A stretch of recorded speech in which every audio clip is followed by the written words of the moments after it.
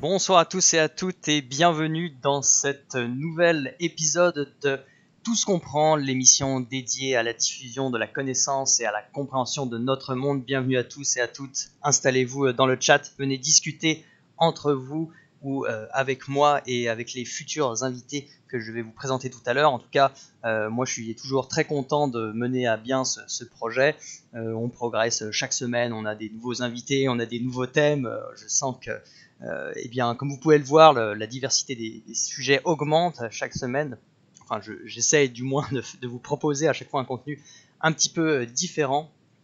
Bienvenue à tous, vous êtes déjà 15 spectateurs, merci à vous d'être présents en ces temps de confinement. Je sais qu'il y a beaucoup de choix de contenu sur internet, mais vous avez décidé de regarder ce live, donc déjà un grand merci à vous d'avoir choisi à Tout ce qu'on prend. Vous avez fait le bon choix. Du coup, comme d'habitude, avant de présenter le sujet du jour et nos invités, je vais procéder à quelques, on va dire, choses et paroles habituelles. En tout d'abord remerciant la communauté, vous remerciez vous pour les derniers follow de la chaîne. Grâce à vous, je vois que la chaîne progresse et plaît à de plus en plus de personnes, donc c'est super. Et merci aussi pour ce que vous faites sur les réseaux sociaux quand vous partagez les lives, les rediffs des lives. Ça aide aussi beaucoup à faire connaître le projet. Je le répète rapidement, mais voilà, vous avez les réseaux sociaux qui sont affichés juste en dessous là, pour le coup, où vous pouvez me suivre et suivre l'actualité de la chaîne et toutes les dernières nouveautés en ce qui concerne le projet. Comme d'habitude, si vous êtes d'une énorme générosité et que vous voulez aider financièrement la chaîne, vous pouvez, grâce au système d'abonnement qui existe sur Twitch, vous pouvez vous abonner. Si vous avez même Amazon Prime, vous pouvez vous abonner gratuitement à la chaîne. Merci beaucoup Ilianas pour ton abonnement. Un exemple, suivez-le, abonnez-vous, donnez votre argent. Merci beaucoup, c'est très généreux, très gentil de ta part. Donc voilà, grâce à ce type d'abonnement, je vais avoir suffisamment, on va dire, de moyens pour pouvoir investir dans du matériel de meilleure qualité. Vous aurez, j'espère, à l'avenir un meilleur son et une meilleure image, si possible. Et voilà, je pourrais aussi réfléchir à d'autres types de contenus. Bref, on n'est pas non plus là pour faire la promo uniquement de ce projet-là. Voilà, je sais que c'est le speech un peu relou que vous êtes obligé de subir quand vous suivez des créateurs de contenu, donc je ne vais pas insister davantage, mais en tout cas merci à vous, merci de votre soutien. Le deuxième point que je voulais aborder, c'est le Discord. Il y a un Discord qui est à la fois pour le projet, mais on va dire pour toutes les initiatives qui concernent les lives de vulgarisation sur Twitch et YouTube. Donc le lien du Discord, l'invitation est juste en dessous du stream. Vous pouvez donc rejoindre ce Discord, qui est un Discord communautaire dans lequel il y a déjà plusieurs projets de live de vulgarisation, dont Corentin Buty qui va parler d'espace. Il y aura aussi le collectif Conscience qui est avec nous et qui est même dans le chat ce soir. Merci au collectif Conscience d'être toujours présent et de soutenir aussi Tout ce qu'on prend. Et il y avait évidemment mon projet Tout ce qu'on prend aussi qui est sur ce Discord. La priorité. Merci beaucoup Shovel Kicker pour ton abonnement. C'est la priorité absolue, comme le disent les scientifiques. Abonnez-vous à la chaîne. Merci à vous. Qu'est-ce que je voulais dire? Il y a aussi, merci pour aussi le host de Le Geek. Comme d'habitude. Ah oui, il faut que je le rappelle aussi parce que j'en ai besoin. Il y a un système que j'ai mis en place il y a une semaine, mais important que je le répète. Maintenant, pour chaque rediffusion, vous avez un sondage qui est disponible dans les commentaires. Et donc vous avez le lien du sondage qui est dans le commentaire qui est épinglé de chaque vidéo ou même en description de la vidéo. Et ce sondage, c'est juste une question qui vous permet en fait de juger de la difficulté de la vidéo. Si vous avez trouvé le contenu trop facile, juste facile, à point, on va dire, un peu difficile ou trop difficile, vous pouvez noter les vidéos. C'est très important pour moi d'avoir un feedback en fait et de me rendre compte du niveau de difficulté de la conférence. Ça va me permettre pour moi d'adapter en fait en fonction des retours que j'ai. S'il y a beaucoup trop de conférences difficiles à suivre pour le grand public, je ferai en sorte d'insister encore davantage auprès de mes invités pour qu'ils vulgarisent et qu'ils diffusent l'information de manière plus claire. Donc s'il vous plaît, je vous demande juste, si vous êtes habitué de la chaîne, si vous aimez bien voir les rediffusions, ou même si vous avez déjà vu des lives, si vous pouvez aller voter pour, en dessous de chacune des vidéos, des rediffusions, c'est sur YouTube, sur ma chaîne Romain Isna. Ça m'aidera parce que pour le moment j'ai pas assez de votes, j'ai pas assez de statistiques par vidéo pour vraiment me rendre compte. Donc voilà, n'hésitez pas à aller voter, c'est pour moi une manière d'avoir un feedback et d'améliorer le contenu global des futures conférences qui seront proposées ici. Voilà, comme d'habitude aussi ce soir, la conférence sera live sketchée par notre dessinateur préféré, Samuel, qui est ce soir avec nous, encore une fois, présent. Donc pour tout ce qui est le live sketching, vous pouvez donc suivre l'évolution du dessin via le lien du multistream. Donc le multistream qui sera bientôt affiché dans le chat par un des modérateurs, si ils veulent bien l'afficher. Donc ce multistream vous permet de suivre nos deux lives respectifs, à la fois donc la conférence et l'évolution du dessin. En plus, ce soir, une raison supplémentaire d'aller voir le dessin, c'est que ce soir c'est une soirée un peu spéciale, comme disent les youtubeurs, puisque nous n'aurons pas de présentation PowerPoint à proprement parler, mais plus une discussion entre plusieurs intervenants sur le sujet. Donc raison encore plus valable pour regarder le dessin de Samuel. Voilà, je vais juste mettre le lien du multi dans le chat. Et bien voilà, je pense qu'on a fait le tour de toutes les news. J'ai fini mon blabla habituel. Je vous propose du coup qu'on passe directement au sujet du jour, donc qui est, comme vous l'avez pu le voir sur le stream, les comédies romantiques et leur impact sur nos relations, on pourrait dire même l'impact sur nous, sur notre comportement en général. Donc pour parler de ce sujet ce soir, permettez-moi de vous accueillir nos chers invités de ce soir, qui sont non pas un, mais trois cette fois-ci, donc c'est une première chez Tout ce qu'on prend. Cette fois nous avons 3 personnes, donc je vais les introduire rapidement. Alors il y a tout d'abord le Tropper. Merci d'être présent de nouveau sur le live. Tu étais là la semaine dernière, mais tu reviens pour nous faire tout un discours et nous reparler donc d'un autre sujet, qui est cette fois-ci les comédies romantiques.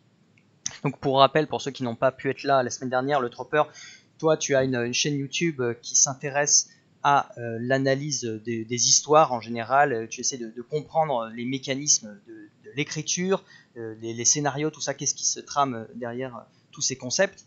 Nous avons également, en plus de le Tropper, Elixis, qui est là ce soir avec nous, qui elle est une biologiste, vulgarisatrice scientifique, qui aime parler biologie et même sciences sociales, qui s'intéresse aux études scientifiques et qui ne parle pas seulement des résultats des études, mais également de la manière dont on réalise des études scientifiques en biologie ou en sciences sociales.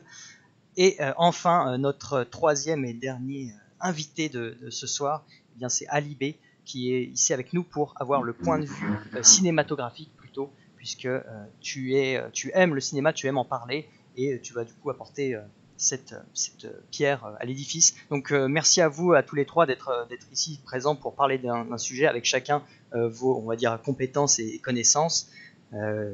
Déjà, comment vous allez ce soir? Est-ce que ça va? Vous avez la forme? Ça va. Ça va.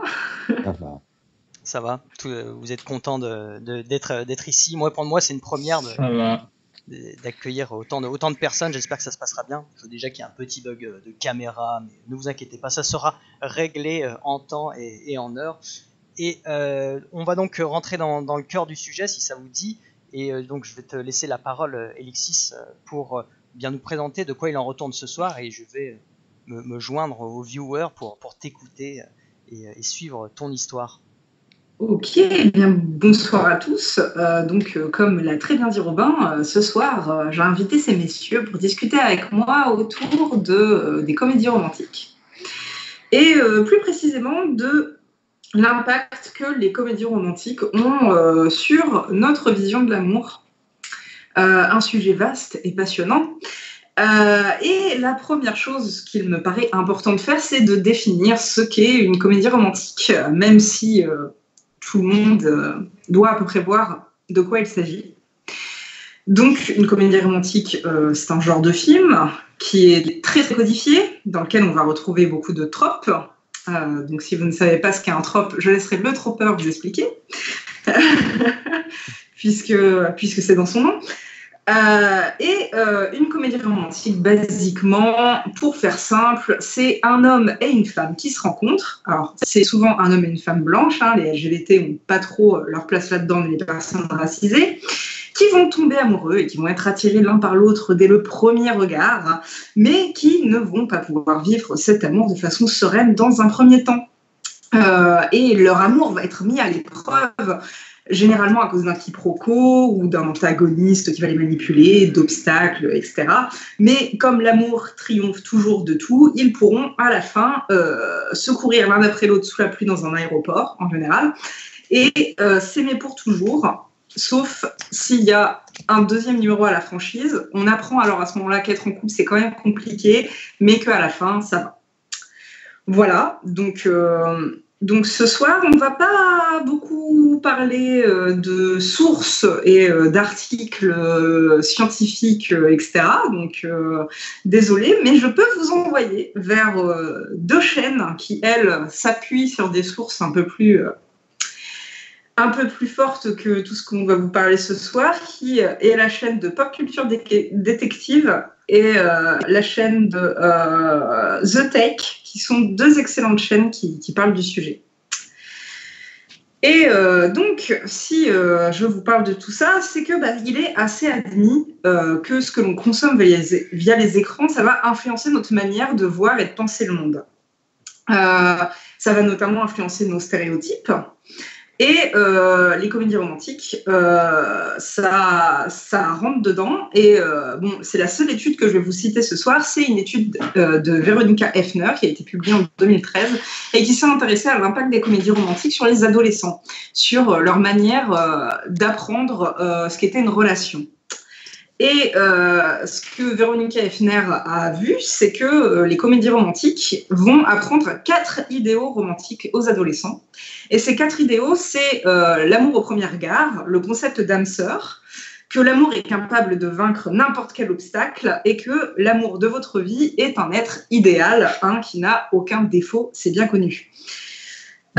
Du coup, ce soir, on va s'intéresser à ces messages qui nous sont passés par les rom-coms et sur la manière délétère qu'elles vont avoir sur notre réalité et la manière aussi dont elles vont nous pousser à entrer dans des relations toxiques. Et donc, du coup, ce soir, ça va être un peu du listing et de l'énumération. C'est pas le truc le plus cool à faire, mais comme ça va nous permettre de voir un petit peu tout ce que les comédies romantiques apportent comme message au niveau de l'amour.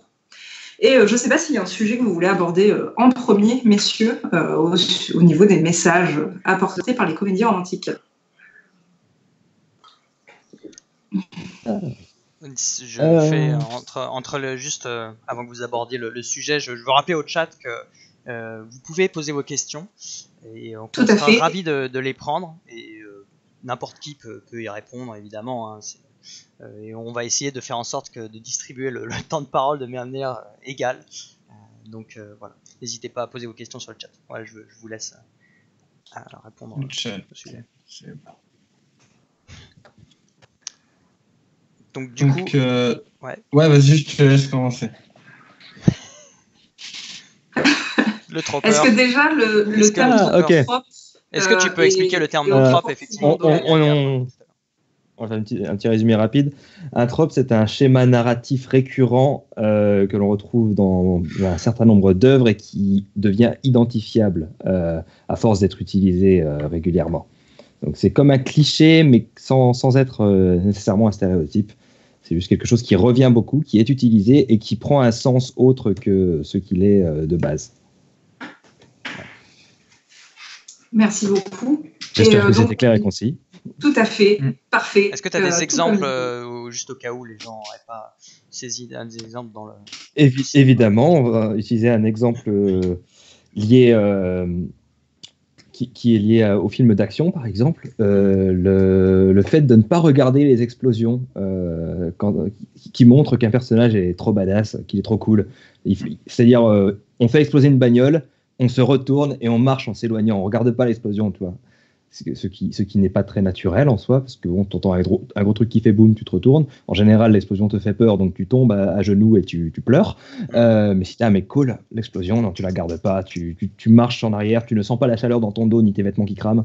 Très bon exemple. Ok, il y a déjà une première question de Ilianas qui justement pointe le fait que la définition a priori que tu as donnée, est plus liée aux comédies américaines occidentales. C'est ça. Est-ce qu'il y a d'autres types de comédies romantiques dans d'autres cultures, on va dire, et si c'est le cas, est-ce qu'elles véhiculent les mêmes valeurs, les mêmes types tout simplement d'idées? Je suppose qu'on peut parler tout simplement des dramas coréens.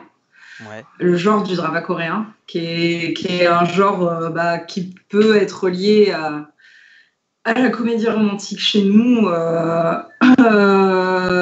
qui va beaucoup parler d'amour, etc. Et effectivement, les valeurs de couple qui vont être représentées dans ce genre de film ne vont pas être les mêmes qu'en Occident, en fait. D'accord. Mais là, ce soir, le sujet se concentre plus sur majoritairement, oui, du film américain, parfois français. Okay. Et je vous propose d'ouvrir le bal avec un trope qui est assez, qui est assez ancré chez nous et qui est assez présent dans les comédies romantiques, qui est en anglais ce qu'on appelle le change for your man, ou à savoir, si tu veux conquérir l'homme que tu aimes, il faut que tu acceptes de changer pour lui. Je pense que l'exemple le plus fort, on nous l'apprend dès qu'on est enfant, en fait, avec Cendrillon. Je me souviens même pas de ça. Ah ouais? À quel moment? Cendrillon doit changer complètement sa tenue, etc., pour pouvoir voir le prince. C'est vrai que c'est obvious, là. Mais bon, Cendrillon n'est pas une comédie romantique. Ah, c'est un conte de fées qui a été souvent adapté, et dans certaines adaptations, on peut le prendre comme une comédie romantique. Sa finalité, c'est le couple heureux et avoir des enfants. On a les tropes de le seul et unique qui marche avec la chaussure. On a pas mal de choses en fait qui rentrent dedans, quoi. Enfin, donc pour moi, c'est carrément une rom-com. On a même les rivales avec les belles-sœurs de... Exactement. On peut décomposer le truc par tout plein de tropes qui marcheraient dans une comédie romantique. Ça rentre aussi. Donc, moi, je dirais comédie romantique. Comédie romantique, tout à fait. Un autre exemple de Change for Your Man, c'est Pretty Woman, où là, il y a carrément entièrement une scène dédiée au fait qu'il faut qu'elle change pour pouvoir être avec l'homme qui, à ce moment-là du film, c'est pas encore de l'amour, mais ça va le devenir. Donc, il y a carrément une représentation par une scène précise de cette chose-là. D'ailleurs, comme dans Grise, avec le personnage de Sandy, qui, tout à la fin, va arriver avec une tenue complètement changée, beaucoup plus sexualisée, d'ailleurs. Et c'est très souvent vu comme l'histoire, comme une représentation du Change for Your Man. Mais actuellement, le personnage de Sandy, on a un peu tendance à considérer que ça rentre plus dans ce trope-là, puisque ce serait plus une représentation de l'acceptation de la sexualité au moment de l'adolescence. D'une jeune fille un peu timide qui n'ose pas trop accepter le fait qu'elle puisse avoir des pulsions sexuelles, tout simplement. À la fin du film, grâce à toutes ses amies, etc., elle commence à accepter cette partie-là. Et contrairement à beaucoup de films où c'est seulement la femme qui doit changer pour pouvoir plaire à l'homme, il y a, je ne sais plus comment il s'appelle, Danny, c'est ça ? Danny qui change aussi, qui devient plus ouvert à ses émotions, il devient plus communicatif, etc. Du coup, Grise est en train de changer un peu dans le paradigme de la comédie romantique. Ça touche les deux sexes, en fait, tu veux dire. Alors qu'avant, c'était surtout les femmes qui étaient visées par les stéréotypes. Pour le coup, dans la comédie romantique, de mon point de vue, les stéréotypes sont vraiment présents sur les deux sexes. Ouais, les stéréotypes sont. Je sais pas ce que vous en pensez, les garçons. Si, la comédie romantique, c'est clairement rentré dans le genre. Les tropes de mecs sont très spécifiques aux mecs, les tropes de femmes sont très spécifiques aux femmes. Je veux dire, ils sont très basés sur des réalités sociales imposées de base. Le mec doit. Les problèmes du mec, souvent, c'est qu'il ne sait pas parler de ses sentiments, c'est qu'il n'accepte pas la relation, que la relation, c'est quelque chose dans lequel on le piège. Les tropes de femmes, c'est qu'elle doit apprendre justement à ne pas être trop féminine et émotionnelle. Et ça tombe totalement en plein dedans. La comédie romantique, c'est au film d'action. Comme le film d'action, c'est un truc très genré. Ouais. Je suis d'accord. Après, je trouve que ça se distribue pas pareil. T'as quand même un genre qui prend plus cher que l'autre. Mais je fais confiance à Alexis qui nous a préparé plein de trucs sur le sujet. Et qui va aller dans cette direction. Ouais, tout à fait. On en parlera plus tard, mais effectivement, il y a des rôles qui existent, comme le nice guy, etc. Et en revenant sur le Change for Your Man, il y a un corollaire qui existe. Et il y en a plusieurs, parce que c'est pas le seul, mais il y a l'idée que si un homme est mauvais et se comporte mal et est violent, etc., c'est juste qu'il n'a pas rencontré la femme qui lui permettra de changer. Et donc, en fait, ce qui est assez intéressant, parce que c'est dans les comédies romantiques, c'est la femme est passive et l'homme doit faire ce qu'il faut pour pouvoir sortir avec elle, mais c'est quand même la femme qui doit changer et la femme qui doit le faire changer pour que le couple existe. Du coup, effectivement, les femmes prennent de ce côté-là un peu plus cher et ça déresponsabilise énormément les hommes, en fait, du coup.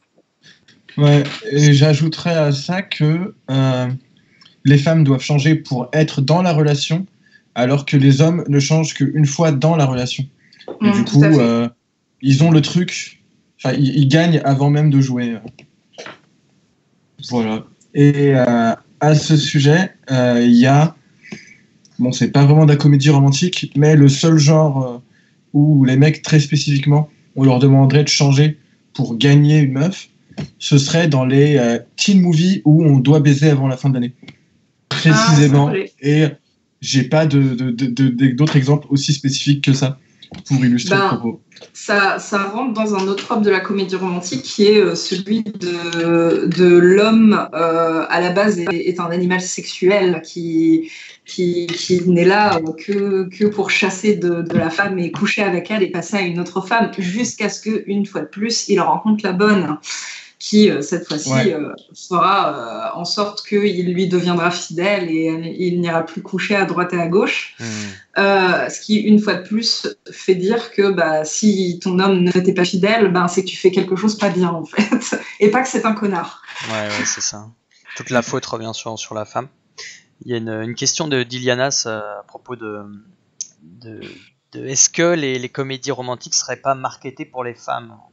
Point d'interrogation. Est-ce que ça serait pas ce qu'il appelle du porno pour les femmes, entre guillemets?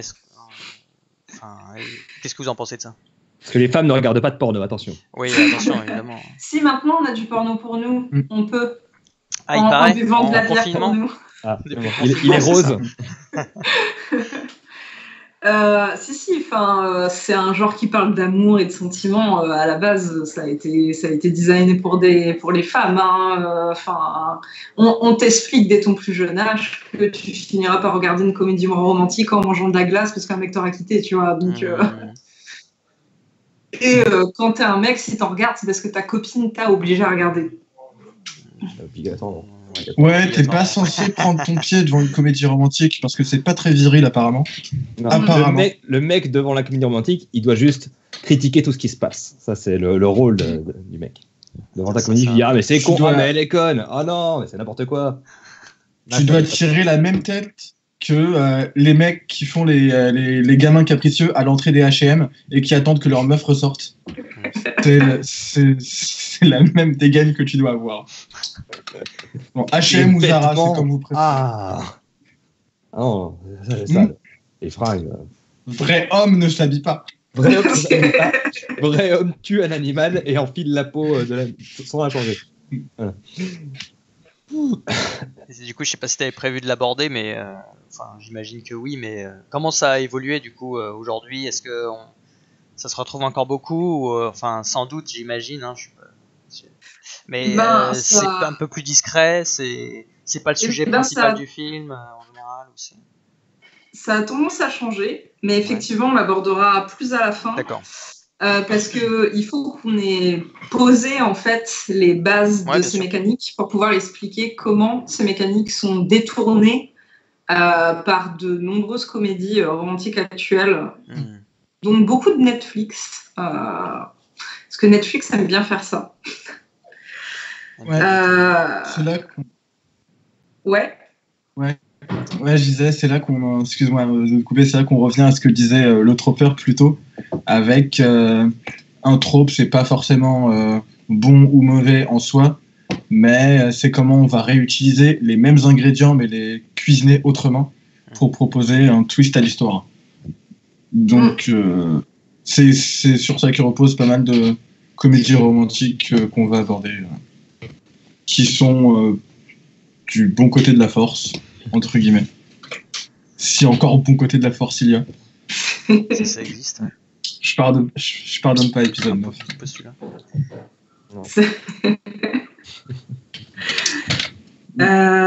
Si on peut s'attarder sur un autre trope qui existe qui est un trope qui m'a beaucoup marqué moi en tant que personne, c'est le fait que quand on est amoureux de quelqu'un, quand on est en couple avec quelqu'un, il doit y avoir des disputes. Ça doit être compliqué. Et on doit en permanence y avoir des obstacles. Et que si ta relation se passe bien, c'est bizarre en fait. Ce qui a foutu en l'air pas mal de mes premières relations. Parce que tu cherchais le conflit, c'est ça? Parce que je cherchais le conflit et je cherchais le conflit de film. Celui où tu t'engueules sous la pluie dans une rue avec un lampadaire au-dessus de toi. Sauf que dans les films, après, ils se courent après l'un l'autre pour s'embrasser. Et toi, tu te retrouves juste comme un con trempé et avec plus la possibilité de rentrer dans l'appartement de la personne qui était censée t'héberger ce soir-là. Donc, ça, c'est lié à une grande réalité de la narration, c'est que dans une histoire, il faut du conflit, c'est ce qui rend le truc intéressant. Dans la vie, le conflit, c'est plutôt désagréable à vivre, en fait. Ouais. Tout à fait. Ouais. C'est là que c'est daubé, parce que dans les deux cas, soit tu vas créer de l'embrouille pour le test, soit tu vas pardonner super facile des trucs graves parce que c'est ça l'amour. Donc non, c'est totalement niqué dans les deux cas. Et c'est un truc que j'ai pas mal vu de s'il tient à moi, il va m'envoyer un pigeon voyageur, même si je l'ai bloqué sur tous les réseaux sociaux par mail et par téléphone. Et de l'autre côté, non, mais elle tient vraiment à moi. Donc je peux me permettre de faire ce que je veux et on va faire la paix. Bon, les genres sont interchangeables, mais globalement, voilà, ça pue. C'est vraiment pas un truc que je conseille. Les embrouilles, c'est pas drôle. Et au sujet de ce que tu racontais derrière, juste avant ça, sur amenuiser tout ce qui est conflit grave dans une relation, moi tout de suite je pense aux faits divers dégueulasses qu'on voit passer, où t'as un gars qui a crevé sa femme et ses enfants, et où le fait divers fait une embrouille de couple tourne au drame. C'est un gars qui a crevé sa famille. Oui. Dites-le. Oui, ça, il y a Marinette qui en parle très souvent, qui est une journaliste qui parle énormément de féminisme, mais aussi de représentation dans les médias des choses. parce que la manière dont les choses sont tournées dans les médias, c'est important aussi. Et effectivement, les féminicides et les meurtres de femmes sont souvent minimisés en mode, et souvent le mari est un peu, c'est un peu pas de sa faute, tu vois, quand même. Il était très amoureux. Ouais, c'était Voilà. un crime passionnel. La jalousie l'a rendu fou. C'est Pauvre. les pauvres mecs. Il y a une question du dieu Condor éternel. Et il dit, à part la comédie, si on met la comédie romantique à part, est-ce que quand même on peut pas mettre de la romance dans une histoire, dans une intrigue, et si oui, est-ce qu'elle doit concerner le personnage principal forcément, ou est-ce qu'on peut aussi avoir des bonnes romances avec des personnages secondaires? Qu'est-ce que vous en pensez de l'intégration d'une romance? Est-ce qu'on peut bien écrire une bonne romance qui est utile à l'histoire? Alors moi je dirais oui. En fait, le seul truc, c'est, bon, je pense que la question c'est lié au fait qu'on doit avoir du conflit dans une histoire on peut avoir des conflits dans une romance qui ne sont pas des conflits internes. On peut avoir des conflits externes qui rendent la romance intéressante. Et sinon, on peut avoir une romance qui se passe très bien alors que les conflits sont ailleurs. Il y a beaucoup d'histoires où il y a des bons couples sains dedans. Hors sujet, mais j'ai essayé de partager Ouais, je la l'ai chaîne mis, de je Marie. l'ai mis, y a pas de problème. Merci. Le bot est vénère, faut pas mettre de lien. Il faut en parler au modérateur, mais si vous voulez mettre des liens, vous pouvez me les donner, je les mettrai. Pas de souci. De la romance obligatoire, non, parce que si une romance est forcée, en général, ça va pas être de ouf. Et au-delà de ça, en fait, le personnage qu'on appelle un love interest est, de mon point de vue, pas, en général, pas oufissime et pas obligatoire. Si tu crées un personnage juste pour qu'il soit l'intérêt amoureux de quelqu'un, c'est que c'est pas un personnage qui a beaucoup de fond, en fait. De mon point de vue, après il y a des love interests qui sont peut-être très bien écrits, j'en ai pas qui me viennent en tête, mais peut-être qu'on peut me donner tort, j'en sais rien.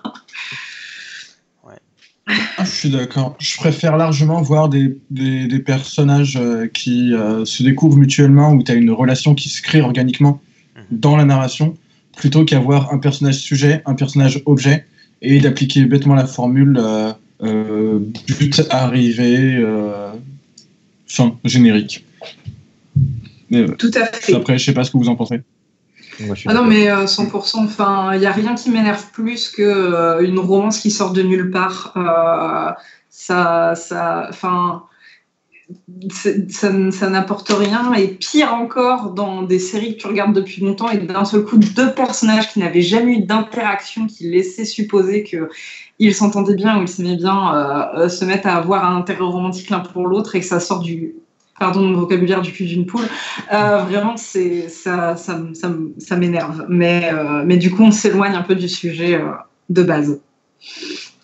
Mais après tout, un des autres tropes, c'est que l'amour est destiné, l'amour, c'est quelque chose qui est destiné, enfin, le destin fait que tu dois rencontrer ton âme sœur, c'est important. Et donc, peut-être que simplement, ces deux personnages peuvent avoir une romance qui sort du cul d'une poule, parce que de toute manière, ils étaient destinés à tomber amoureux.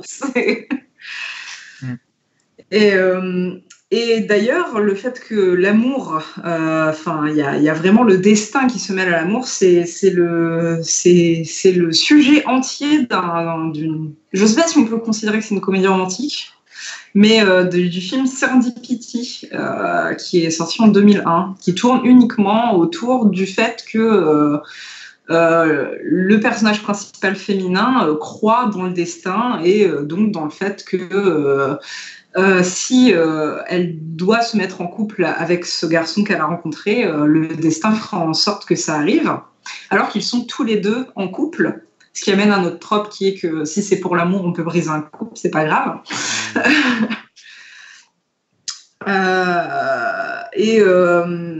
Et cette idée de destin, ça fait qu'on n'est pas maître, en fait. Et que donc, que si une histoire d'amour doit se faire, elle se fera et qu'on n'a pas à faire d'efforts. Ok. Il y a Vio qui apparemment connaîtrait une série dans laquelle un couple est plutôt bien joué, ça serait la série Autre Monde. Je sais pas si vous connaissez cette série-là. Ça ne me dit rien. Dans laquelle, a priori, les deux membres du couple sont plutôt cohérents et ont une relation saine entre eux. Les problèmes, en fait, les problèmes qu'ils rencontrent sont pas forcément liés à leur relation, mais à d'autres choses, des dangers qu'ils connaissent chacun de leur côté. Donc, a priori, ça existe, mais c'est vrai qu'on les retient moins bien. Dans les séries, je trouve que... Comme ils ont plus le temps d'être développés, en fait, dans les séries, souvent ça marche mieux. Je trouve Marshall et Lily, par exemple, c'est un couple qui fonctionne très bien et qui vont avoir des moments de difficulté dans leur couple qui sont très réalistes de mon point de vue. Ouais. C'est une série de bouquins de Maxime Chatham. Ok.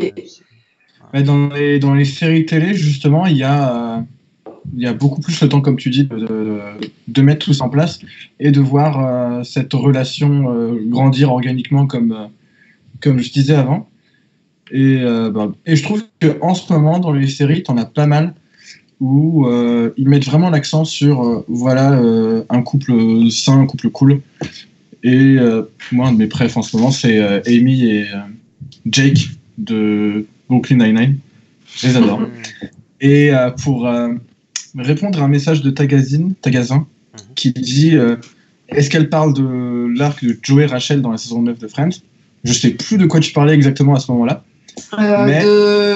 D'attirance entre deux personnages qui sortent de nulle part. D'accord. Alors, moi, au contraire, c'est un des seuls couples que je valide de toute la série parce que je trouve que c'est justement dans la même optique d'un truc qui coule tout seul, contrairement à cette idée de destin derrière Ross qui ne voit Rachel à aucun moment des 10 ans de la série comme autre chose qu'un but. Alors que, s'il te plaît, Joey, Rachel arrive chez elle, elle a lu le parolet, il fait « Je m'en bats les steaks, on est déjà potes, moi je t'aide pour tout ce dont tu as besoin. » Parce qu'on est potes, parce qu'on se connaît déjà. Et t'as des sentiments qui naissent de ça, mais c'est un truc qui est jamais arrivé en 10 ans avec Ross, et c'est un échec total pour moi de ce point de vue d'avoir écrit ce couple comme ça. Et pour revenir à ce que tu disais sur le destin, rien que d'un point de vue narratif, moi je trouve ça claqué au sol parce que ça justifie tout et n'importe quoi. Ça marche, c'est la prophétie, c'est parce que ta gueule, ça marche. Et on passe à la suite. C'est motivé par rien d'autre que par l'envie de l'auteur d'arriver à ce point B. Moi je trouve pas ça cool. Ça apporte vraiment rien. Et je trouve que le concept d'âme sœur est hyper anxiogène. Genre si à un moment t'étais censé rencontrer ton âme sœur, mais t'as éternué, t'as fermé les yeux à ce moment-là, c'est fini, tu vois. T'as raté pour toujours l'occasion d'avoir un couple sain et heureux. C'est terminé. Je me demande si ce truc de destin, c'était peut-être plus présent dans l'Antiquité, dans les pièces de théâtre grecques, peut-être, où on y croyait un peu plus et que c'était un peu plus à la mode. C'est marrant parce que ça revient à ce qu'on disait la semaine dernière, on en avait eu cette discussion avec le Tropper. Est-ce que c'est pas juste simplement aussi, on n'est pas à la même époque, on n'a pas la même... on essaye le destin est plus à la mode, enfin, ou du moins la raison du destin. Si je peux me permettre, je pense que c'est cyclique. Il y a des regains de mode de chaque type d'histoire. Et là, dans les débuts des années 2000, fin des années 90, il y avait eu un grand retour de l'élu, de la prophétie, de l'âme sœur, du destin, tout ça, avec des trucs comme Harry Potter, avec sur les anneaux, les adaptations en film. Et c'est devenu grave à la mode. Et là, les gens sont lassés. On a vu tellement de gens qui sont inspirés de ces trucs-là quand ils étaient populaires qu'au bout d'un moment, on se dit non, c'est bon, c'est claqué là ton truc. C'est le destin. Non, donne-moi une raison. Je veux que l'histoire se développe. Et on est dans une phase plus sceptique là. Ok. Après, j'ai un contre-exemple pour le destin, mais je garde ça pour plus tard. Ok. Voilà. Si c'est tranquille. C'est le cadeau, ça te fait. Il y avait une question de Veit Shai ou Veita Shai, je sais pas. Vaité. Comment tu dis? Vaité, pardon. Excusez-moi pour cet écorchage de ouf. Et il y a souvent des triangles amoureux, c'est vrai, dans les comédies romantiques, et c'est quelque chose que les gens aiment pas trop, point d'interrogation déjà. Et est-ce que on les aime pas, ces triangles amoureux, parce qu'ils sont mal écrits, ils sont mal foutus, ou est-ce que on peut faire pareil, des bonnes histoires avec des bons triangles amoureux? Le triangle Alors, amoureux, alors, désolé. Ouais, vas-y. Juste en vitesse, le triangle amoureux, ça revient pas mal avec l'idée du destin, parce que souvent, dans le triangle amoureux, il y a, dans un film, surtout dans les comédies romantiques, on n'a pas le temps de trop développer tous les personnages, donc on a le héros qui a le destin, c'est d'être avec la femme, et le troisième du triangle, c'est juste un obstacle, c'est le rival. Et dans ce genre de triangle amoureux, c'est vrai que c'est vu, revu et insupportable. Et très souvent, les triangles amoureux de la fiction ne sont pas des triangles amoureux, en fait. Parce qu'un triangle, normalement, c'est voilà, alors que là, en fait, c'est un angle amoureux, c'est ça. Mais effectivement, il y a Vio qui parle d'un excellent...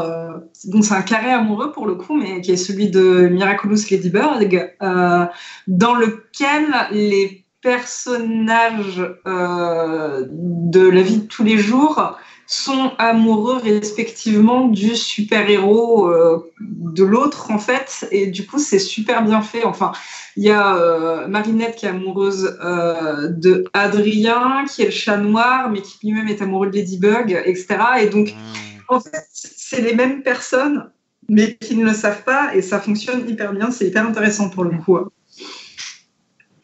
Okay. Il y a une question du dieu Condor éternel qui apparemment regarderait pendant ces heures de confinement Twilight en famille, malheureusement pour lui. Et, bon, est-ce que c'est la peine de commenter sur la romance de Twilight? Est-ce que c'est intéressant? Eh ben, Twilight nous apprend un trope très intéressant qui est celui du stalking. De stalker quelqu'un, c'est romantique. Entre autres. Yes. Mais parce que c'est romantique, parce que c'est pour la protéger, c'est parce que tu t'inquiètes pour elle, c'est du vrai amour du coup, etc. Donc c'est le destin. C'est toujours. C'est chaud, hein. Twilight 2, le premier quart d'heure, peut-être les premières demi-heures de Twilight 2, c'est je vais me mettre en danger pour voir si Edward revient. Constamment. Alors, je sais que c'est une relation saine. Je sais que c'est de la romance pour adolescentes et qui, tout Internet s'est décidé pour chier à la gueule de tout ce qui est destiné aux adolescentes, que ce soit One Direction ou Twilight, depuis déjà 10 piges. Donc, voilà, on va pas non plus tirer plus que ça sur Ambulance, mais c'est juste, sur des arguments très objectifs, sur ce point-là, c'est archi malsain. Ah oui, mais de ouf. Il y a tout qui va pas dedans. Il y a manipuler les autres pour obtenir ce qu'on veut. Il y a le stalking for love. Il y a plein de trucs. Ça va pas du tout. C'est ça et il y a Jacob. On fait beaucoup de mal aux jeunes filles. Ouais. Et Jacob qui prend le bébé de son ex comme l'autre consolation, c'est. Non, il a été imprégné, t'as rien compris. Vraiment. Ouais, t'as appelé ma fille Nessie. Ah oui, mais ça c'était merveilleux. Je me demandais, peut-être tu l'as déjà dit en introduction, mais quelles ont été un peu les origines de ces comédies romantiques? Est-ce qu'il y a une période et des films en particulier qui ont marqué le début de ces périodes-là? Alors, oui. Les comédies romantiques, ça date d'il y a très longtemps. Je ne saurais pas réellement dire de quand, mais en fait, ce qui est intéressant, c'est de voir à quel point il y a eu une évolution. Au début, ça portait des messages assez féministes et des messages progressistes au niveau des relations de la femme et de l'homme. Et au fur et à mesure, ça a commencé à porter des messages beaucoup plus de couples malsains, etc. Okay. Pour aujourd'hui repartir vers cette idée de meilleur message au niveau des relations, en fait. Et en fait, je sais pas tellement pourquoi il y a eu un moment où, alors que ça partait vraiment sur des films qui avaient pour but de parler aux femmes pour qu'elles aient des relations un peu plus libérées que ce qu'elles avaient à une époque, pour partir vers parler à des adolescents pour leur donner les pires messages possibles. Alors, moi, j'ai peut-être une piste de réflexion pour ce questionnement-là, de savoir pourquoi ça a viré à ça et pourquoi maintenant ça change. Encore une fois, on revient au caractère cyclique des histoires, mais les comédies romantiques ont connu un gros essor dans les années 60-70. Et à l'époque, on déconstruisait pas mal ce qui se faisait dans les comédies musicales des années 30-40. Et donc, il y avait ce côté très déconstruction, ce côté très second degré. Et ensuite, les années 80 sont arrivées, les années Reagan, le retour du conservatisme aux États-Unis. Et là, c'était fini. Les comédies romantiques, il fallait quelque chose qui nous fasse oublier la guerre froide. Et de 80 à 2000, c'était la comédie romantique qui entretient tous les trucs. Il nous faut le macho, il nous faut la fille bien féminine. Les humains reviennent vers les codes les plus simples qu'ils peuvent percevoir quand il y a une période de crise. Et 80 à 2000, c'était ça. Et ensuite, 2010, il y a eu cette déconstruction. Est-ce que, avec le confinement, les gens vont vouloir se retourner de plus en plus vers ce qu'on avait déjà? Je ne sais pas, je ne l'espère pas. En temps de crise, on sait pas. C'est ça. Enfin, pro tip pour les gens pas du tout calés en histoire du cinéma. Dès qu'il y a un truc qui est parti en couille à un moment, c'est la faute aux années Reagan. Surtout au cinéma. Voilà. Soit ça, soit le code Hayes, si vous remontez un peu avant. Ouais. Et Ilianas qui demande s'il y a une vraie différence entre la comédie romantique et une romance. Il prend l'exemple de Sissi, une romance, mais qui n'est pas une comédie romantique a priori. Donc, votre avis là-dessus entre la différence entre ce qu'on appellerait une romance et une comédie romantique? Moi, j'ai aussi une différence d'époque, principalement. Ouais. La comédie romantique, c'est très codifié cinéma, c'est très codifié une certaine période qui commence dans les années 50-60, et alors que la romance, Sissi l'impératrice, je crois que c'est une vraie personne, et ensuite le bouquin sur sa vie, qui a beaucoup romancé sa vie, voilà, ça date d'avant, donc ce qu'on considérait comme des romances, c'est juste une évolution du terme roman, et les romans, ça date de perpète, hein, donc, voilà. C'est une question d'époque, pour moi. Ouais. Il y a une question de Lilia Cat qui demande si les livres et les films Twilight ont des messages quand même différents. Je sais pas, moi j'ai vu ni l'un ni l'autre. J'ai pas lu les livres, je serais incapable de répondre. Désolé. J'en ai aucune idée.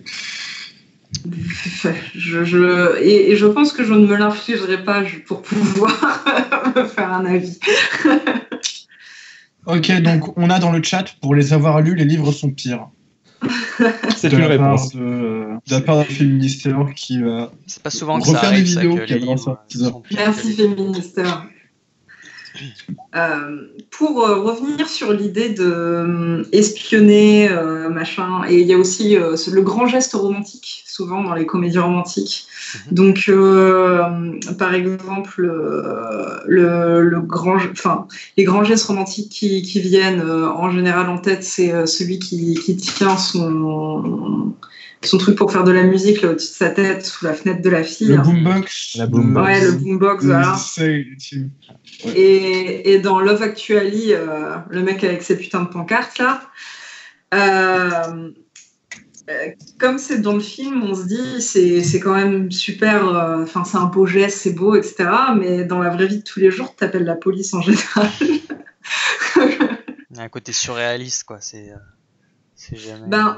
Et il y a ce qu'on appelle une règle dans les comédies romantiques qui est la hot person rules et la rich person rules, qui dit que un grand geste romantique ou un comportement qui dans la vraie vie des vrais gens paraîtrait hyper creep et oui, effectivement, enfin, t'appelles la police si la personne fait ça. Si la personne est hot, donc très belle, etc.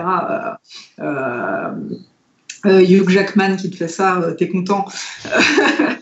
Ou si la personne est riche, ça passe. Mais dans le cas où la personne ne l'est pas, c'est creep et c'est bizarre. Et ça va donner un trope d'ailleurs. Très lié aux femmes pour le coup, de si une femme a un geste romantique qui n'est pas appréciée par le protagoniste masculin, c'est qu'elle est folle. C'est la overly attached girlfriend, donc la petite amie beaucoup trop attachée, ou pire encore, la crazy ex-girlfriend, donc ton ex un peu folle, tu vois. Et ça, d'ailleurs, Crazy Ex-Girlfriend, c'est devenu une série qui se moque un peu de tous ces tropes-là. Ouais. Que je ne peux pas regarder parce que je la trouve beaucoup trop creep, mais pareil. J'ai tenu 2 saisons devant cette série, dont l'épisode du Party Bus pour aller à la plage. J'ai même pas tenu une saison, donc. J'ai arrêté quand je me suis rendu compte que c'était Rose Geller en meuf, mais qui chantait. C'est là que je me suis dit, c'est chaud, je peux pas continuer. Et tout le cast secondaire est là pour pousser l'héroïne à faire le max d'erreurs possible, être le plus gênant possible, être dangereuse envers autrui. Et apparemment, ça se corrige pas mal après, mais il y avait mieux à faire que prendre des défauts masculins et les coller sur une meuf pour commencer une série, d'après moi. Oui, c'est mon point de vue aussi. Et vraiment, pour les gens qui ont eu des relations un peu nulles, c'est un peu cringeant quand même. Enfin, c'est un peu trop proche de la réalité, on va dire. Mais c'est trop intéressant. C'est trop intéressant parce qu'en gros, c'est des choses qu'on ne reprocherait pas à des personnages masculins. Et ça révèle une vérité profonde qui est que on attend de la femme de ne pas être active dans la séduction ou dans l'amour. Elle doit être l'objet et très clairement pas le sujet. Pour revenir à ce que disait Libby tout à l'heure. Et en fait, dans ces histoires, si jamais la femme prend ce rôle actif, c'est forcément quelque chose de négatif. Donc ça devient crazy ex-girlfriend. On parle pas du fait qu'un crazy ex-boyfriend, en général, ça finit avec une affaire de meurtre. Ou alors le fait que, genre, le premier trope qui est ta copine qui t'aime trop, c'est quand même assez terrible. Que le point négatif, c'est ta copine qui t'aime trop. C'est ça. C'est chaud. Qu'est-ce que ça veut dire sur notre société? C'est ça, hein, exactement. Oh, purée. Ouais, ça me fait penser que, en fait, je me demande, j'ai eu cette réflexion-là quand vous discutiez. Puisque c'est adressé plutôt aux jeunes qui sont en recherche de valeurs et de buts dans la vie et de savoir comment se comporter. En fait, est-ce que eux-mêmes ils se mentent à eux-mêmes un petit peu, en fait. Quelque part, on sait que c'est faux, mais on tend vers cet idéal. Cet idéal. Avec du recul, on voit bien que c'est toxique, etc., que c'est ultra mauvais. Mais en fait, que sur le coup, peut-être quand on est jeune et qu'on est paumé dans la vie, on en a un peu besoin pour se donner une raison de vivre. Je sais pas, j'ai cette réflexion-là pour essayer de contrebalancer, pour essayer d'expliquer pourquoi on a autant d'attraction, pourquoi on associe ces valeurs, on les englobe comme ça dans nous et on essaie de les suivre, je sais pas. C'est que plus tard, avec la maturité d'esprit, qu'on se rend compte que c'était toxique, que c'était mauvais, mais quelque part, on est nous-mêmes coupables en fait de ce que nous sert le truc, parce qu'on est complice. Où est-ce que je veux dire, Ouais. Je sais pas si en fait, déjà, tout le monde ne prend pas conscience que les comédies romantiques véhiculent pas la réalité des relations. J'ai 30 ans et donc la plupart de mes amis ont entre 30, un peu moins de 30 ou un peu plus de 30. Et j'en ai encore qui sont dans des relations très proches de ce qu'on peut voir dans les comédies romantiques, à la fight constante, etc. Et quand tu leur expliques que c'est pas sain comme type de relation, ils disent qu'une relation autre ne leur conviendrait pas et que c'est comme ça que c'est censé se passer. Donc déjà, tout le monde n'en prend pas conscience et certaines personnes ont du mal à fonctionner autrement. Et sur le côté, ça nous fait du bien, etc. Enfin, les comédies romantiques, c'est quand même un genre très associé à être regardé après une rupture. Donc, c'est vraiment un genre doudou, en fait, de t'inquiète pas, à la fin, tout finira bien parce que tu trouveras ton âme sœur, parce que quand tu trouveras la bonne personne, ça ne peut que bien aller, ça ne peut que bien rouler, et malgré tous les obstacles que vous rencontrerez, ben à la fin tout ira bien. Et là, peut-être que avec le garçon avec qui tu viens de rompre, c'est juste un obstacle dans votre histoire, il va revenir, tu vois. Donc si c'est se mentir à soi-même pour se faire du bien, parce que bah malheureusement des fois on en a besoin, mais c'est mieux de pas se mentir pendant tout le temps de sa relation en général.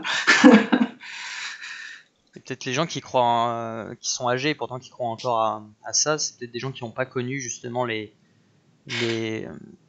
tenants pervers de ces relations-là, en fait, non? Je connais pas pour tes relations proches. Je ne saurais pas dire. Pour le coup, je pense qu'on s'approche beaucoup à de la psychologie aussi, et ça, j'ai pas de... Ouais. Ok. J'ai trop peur de dire des conneries. Ouais, bien sûr, non, il n'y a pas de problème. Je dirais que c'est du mimétisme, c'est tout. À force de voir certains comportements dans les films, on imagine que c'est comme ça qu'on doit les reproduire, qu'on doit vivre. Et donc on se retrouve avec des idées à la con bloquées dans notre subconscient ou même dans notre conscient et on les reproduit. Ouais. Ce que tu disais avant sur l'éducation des jeunes, ça m'a rappelé cette scène de fin de... Comment ça s'appelle le film Not Another Teen Movie en anglais, qui a été appelé en français très très injustement Sex Academy, sûrement pour faire des entrées, où tu as la fameuse scène finale de Jean-Michel, je cours à l'aéroport pour récupérer Mago, et là il y a une nana dont le nom vient me sortir de la tête,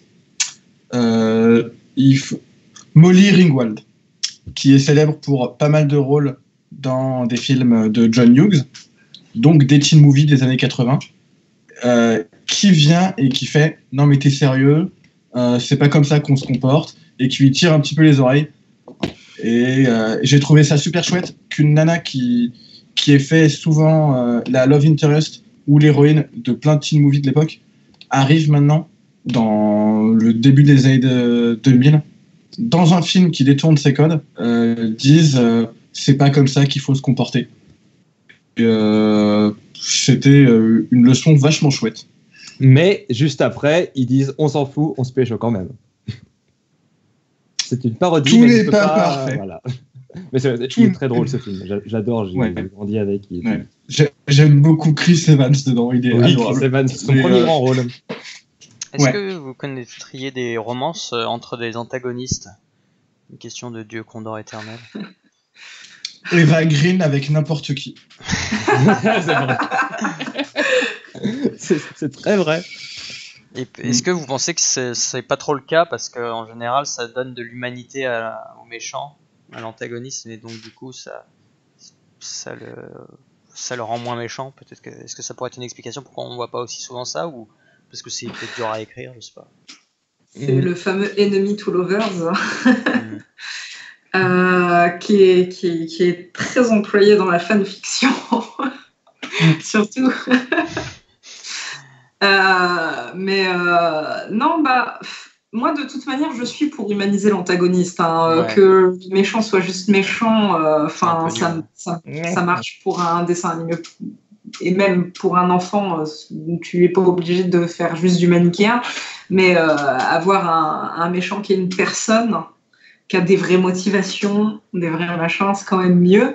Donc moi, ça ne me dérange pas qu'il y ait une histoire d'amour avec l'antagoniste. Au contraire, si c'est bien fait, c'est très intéressant. Ouais, je suis d'accord. Moi, je dirais que dans la question, c'est peut-être aussi, est-ce que l'antagoniste a droit à son histoire d'amour à lui? Et dans ces cas-là, c'est vrai que souvent c'est une question d'humaniser le truc. Et souvent, il y a des tropes d'antagonistes qui ont des relations. Très souvent, leurs relations, on montre des trucs qui vont aller à l'encontre de ce qu'on attend d'une relation romantique pour les héros. Et en fait, il y a une tendance très drôle, notamment dans les années 80-90, où quand les méchants ont un couple, souvent, par exemple, ils font du BDSM ou ils ont des activités un peu bizarres. Et en fait, vu sous un œil moderne, on se rend compte que les couples d'antagonistes dans ces vieux films, très souvent, c'est les couples les plus sains. Alors qu'à côté, l'antagoniste, c'est un mec violent et toxique qui se force sur les femmes. L'antagoniste, lui, il aime sa femme. Ils veulent détruire le monde, mais ils font main dans la main. Ils partagent des passions. Ils ont des raisons de sortir ensemble. Et c'est très drôle de regarder ce genre de truc. Ils sont pas forcément horribles, mais j'adore les parents Addams. Je les trouve vraiment adorables. C'est un modèle. Fait. C'est un modèle à suivre. Couple goal. Vraiment. Du coup, comme tu as commencé à en parler, ce serait peut-être le moment de s'intéresser au fait que les comédies romantiques actuelles cassent un peu. Et actuelles, il y en a certaines qui commencent à dater, cassent un peu tous ces codes et les détournent pour essayer d'amener des messages plus sains, on va dire, autour du couple. Et pour moi, le film qui me fait penser à ça, c'est 500 jours de Summer, qui pour moi est celui qui le dit dès le début, on ne va pas vous raconter une histoire d'amour, et pourtant reprend tous ces tropes, mais montre à quel point dans la vraie vie ils ne fonctionnent pas en fait. Ouais. Et ça synthétise c'est que un peu. Ali peut en parler pendant 200 ans. Pendant 500 jours. Est-ce qu'on peut expliquer le film parce que du coup moi je l'ai pas vu du tout.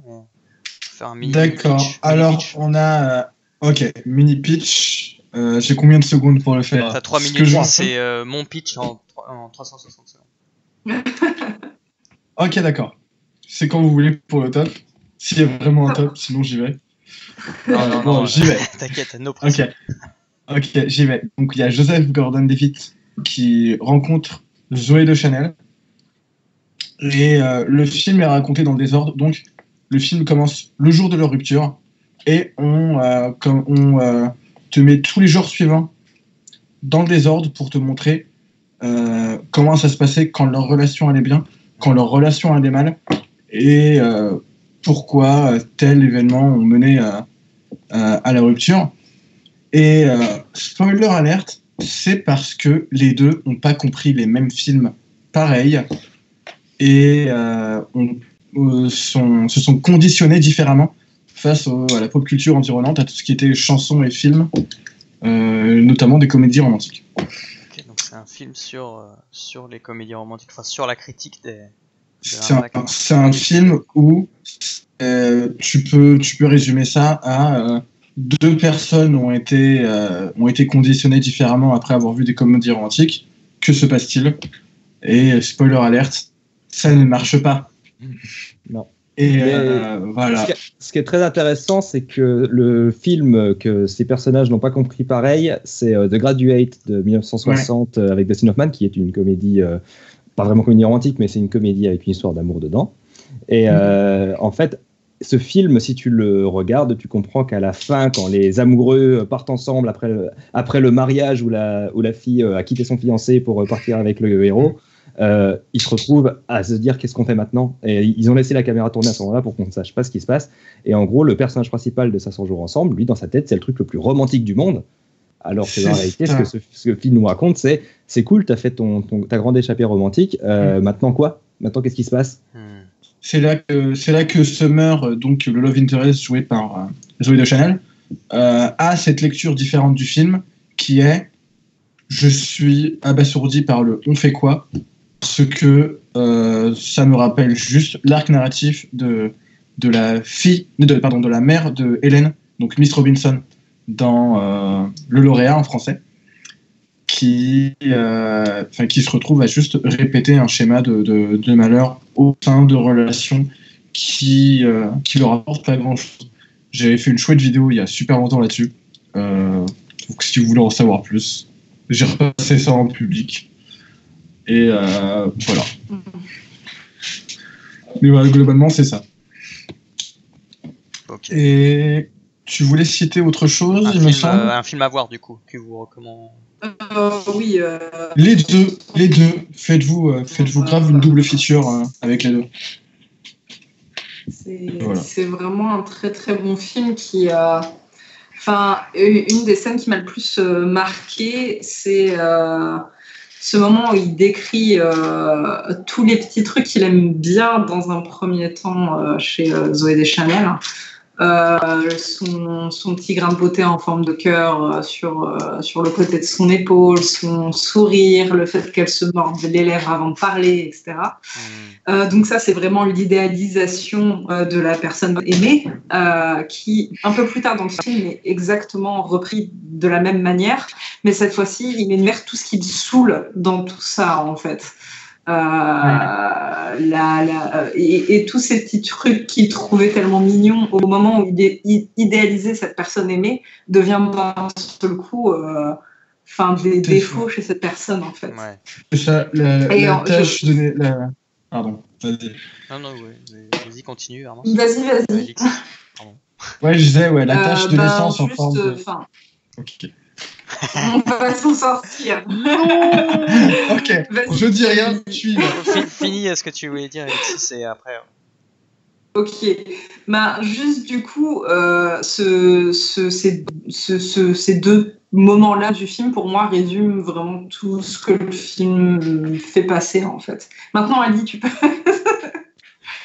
Ouais, non, j'illustrais juste ce que tu racontais sur le montage, où tu as par exemple la tâche en forme de cœur devient la tâche en forme de cafard. Et c'est un truc qui m'avait marqué. C'est tout, c'était nul. Je t'ai interrompu pour ça. Non, mais Mais moi, j'aime bien faire un jeu du contexte. Et ouais, il y a un autre film que du coup tu as regardé cet après-midi, Ali, qui est Isn't It Romantic, avec mon magnifique accent anglais, qui depuis le début de ce live est fouf, merveilleux, et qui est un film... donc ça va spoiler à nouveau, hein. J'aurais dû prévenir en début de live qu'on allait spoiler tout ce qu'on peut dès qu'on avait l'occasion. A pour fin le fait qu'elle va faire que l'héroïne s'apprête à gâcher un mariage, si je ne dis pas de bêtises, elle dit. Oui.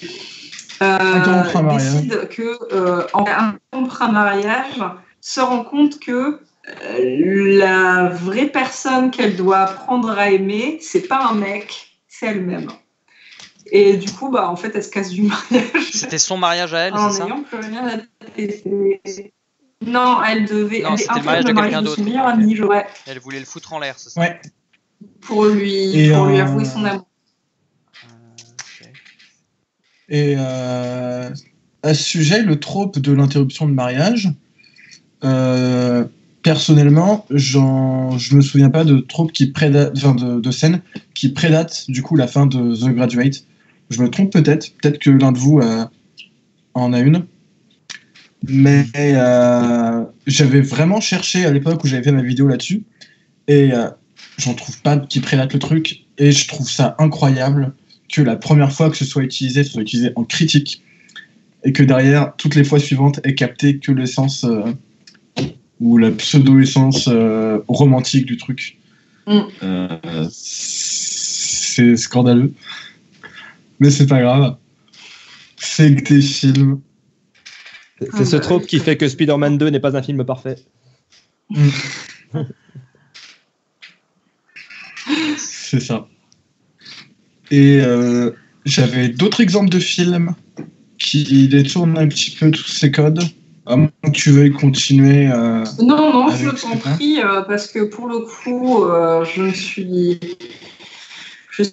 très peu spécialiste de films qui tournent les codes. Je suis très contente que tu aies plus de choses à apporter. Alors, personnellement, j'ai décidé de prendre des films tous assez récents, histoire que on voit au moins de loin à quoi ça ressemble, et pas piocher des trucs super vieux. J'ai Last Christmas sorti l'été dernier, Noël dernier, où on reprend tous ces codes qu'on a notamment dans Isn't It Romantic, dont tu viens de parler, où on parle de une nana qui apprend à s'épanouir dans sa vie au sein de sa relation, enfin grâce à sa relation, pour arriver à point A, je suis triste dans ma vie, à point B, je suis super heureuse dans ma vie. Il y a le mec, mais il y a aussi le taf, les machins, les amis, tout ce qui vient à côté du mec parce que tout doit tourner autour de sa vie. T'as cette espèce de remise en ordre qu'on voit dans pas mal de comédies romantiques, et je trouve personnellement que c'est un point que pas mal de gens apprécient et viennent chercher dans les comédies romantiques. C'est cet aspect doudou dont tu parlais, on arrive, on voit ça fait plaisir de voir quelqu'un réussir un petit peu dans sa life en général. Et dans Last Christmas, on a justement une nana qui part d'un point où elle est un boulet pour ses potes, où elle se débrouille super mal au taf, où elle s'entend pas bien avec sa famille, etc. Donc zéro partout. Et qui, au fil des dates avec l'homme de sa life, commence à remettre de l'ordre autour de sa vie. Et spoiler alerte, ce mec n'existe pas. Et il est dans sa tête. C'est ouf. Donc, spoiler, gros spoiler, mais c'est un spoiler qui est pas mal amené tout le long du film, comme par exemple t'étais toute seule hier, non j'étais avec un gars, le mec on le voit parler avec personne d'autre qu'elle, c'est tous les tropes classiques qui entourent le je suis dans sa tête enfin il y a pas mal d'indices tout le long, et je trouvais ça super intéressant de ramener dans une comédie romantique, dans ce genre de la comédie romantique, toute cette idée d'épanouissement chez l'héroïne, sans l'élément mec, parce qu'au final c'est pas de ça dont elle avait besoin, c'était l'autour, quoi. Donc ça reste super intéressant à voir, les musiques sont géniales, je vous le conseille. Les persos secondaires, il y a aussi une autre love story dans le film que je spoilerai pas, parce que bon, je suis pas non plus un connard, mais ok, on me demande c'est quoi le nom du film spoilé, je me permets de le taper dans le chat. Yes, permets-toi. Et c'était ce que j'avais à dire globalement sur ce film. Et je voulais aussi parler de Destin, ce que j'avais promis plus tôt. C'est 2 mois de Cédric Clapiche sorti en septembre dernier, où il y a un homme et une femme qui sont destinés à être ensemble, mais pourtant on ne les voit pas ensemble de tout le film. Et pareil, c'est des personnes qui avaient surtout besoin de plus d'amour et de plus d'ordre dans leur vie, pas forcément dans le couple. Et celui-là, il est aussi magique, je vous laisse le voir. C'est incroyable. Et la fin de mes recommandations de soir, je crois. Ce que tu viens de dire, en fait, ça me fait penser à un point que tu voulais aborder, qui était que c'était à l'amour de mettre de l'ordre dans ta vie, en gros. Ce qui pouvait permettre que tu ailles bien dans ta vie, c'était uniquement de rencontrer l'amour, en fait. Ce qui est très véhiculé par les comédies romantiques, je trouve, alors qu'en général, dans la vraie vie, c'est plutôt l'inverse que tu dois faire, réussir à mettre de l'ordre dans ta vie pour que tes relations romantiques derrière puissent bien se dérouler, parce que si t'es toi-même, c'est une phrase très générique que je n'aime pas, mais qui au final se présente assez vrai, c'est apprends à t'aimer toi-même si tu veux que quelqu'un t'aime en retour, tu vois, parce que si tu passes ta vie à descendre et à estimer que t'es pas assez bien pour les autres, c'est un peu compliqué quand même. Je vois. Et au final, tout ça, ça rejoint, c'est la même leçon que dans Isn't It Romantic que tu m'avais conseillé juste avant, qui est, voilà, c'est la même chose. On a besoin d'ordre, surtout. Tout à fait. Ouais. Et j'avais commencé à noter des trucs sur The Big Sick, sorti en 2018, où il me fait un peu penser à... C'est 50 First Dates, Amour et Amnésie en français, où il y a un mec, une meuf, la meuf est amnésique. Sauf que là, la meuf est amnésique. Contrairement à un film avec Adam Sandler, dans The Big Sick, on a affaire à une nana qui est amnésique, qui a la moitié du film. Et on te fait comprendre que c'est pas une comédie romantique, c'est la vraie vie. Et les actions magnifiques sont vides de sens à quelqu'un qui peut pas les comprendre. Et on t'éjecte immédiatement tous ces jokers de la comédie romantique qui peuvent pas marcher dans ce film, et où le mec a vraiment un taf à faire pour espérer revoir son couple déjà établi plus tôt. Non, c'est intéressant. Ce film m'a fait chialer aussi. Incroyable. Je vous le conseille aussi. Voilà. Faut que j'arrête de finir mes phrases par des voilà, parce que ça casse toute la conclusion. Voilà. Bonsoir à tous. Je sais pas quoi dire. Et moi, ça me fait penser à là, vous parlez beaucoup de films. Je pense que je les mettrai du coup en description. Je mettrai tous les films que vous pensez être un petit peu des références et à voir dans le cadre de se faire une vraie idée des films qui critiquent justement les comédies romantiques. Enfin, c'est cet aspect-là, du moins. Voilà, c'est tout. Moi aussi, je termine par voilà. That's all, folks. Eh bien, je peux vous proposer un petit point scientifique pour conclure, puisque nous arrivons bientôt à 10 heures. Enfin, pas 10 heures de live, mais... À chaque fois qu'on dit conclure, il y a Samuel, il est en PLS, comme ça, il a des gouttes parce qu'il sait qu'il doit être à la fin de son dessin, normalement. Il ne dit rien, mais il sue. Oui, je te laisse continuer. Je viens de balancer les titres de films dans le chat. Ok, super. Je les mettrai aussi en description. Merci beaucoup, Ali. Et donc, pour terminer, j'ai un peu regardé si on savait pourquoi ce que l'on voit dans les films peut nous influencer dans la vraie vie des vrais gens. La première explication, le trompeur en a déjà parlé, c'est le fait qu'on a tendance à mimer ce que l'on voit.